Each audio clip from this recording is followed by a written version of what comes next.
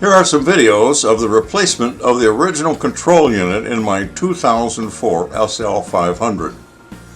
We replaced it with a Seicane control unit, including a backup camera.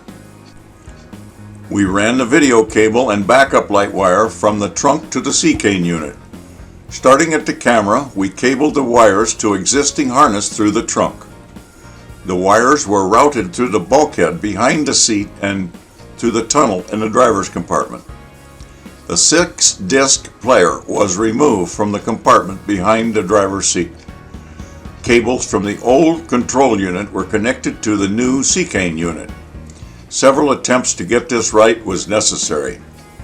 The fiber optic cable loop was shortened to connect only to the Bose amplifier.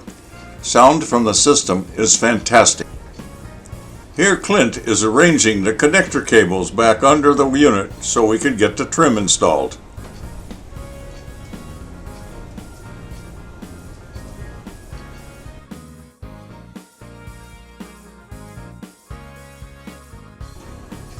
It's time for a final test to make sure everything is working. Putting the car in reverse turns the backup camera on. The picture is quite acceptable.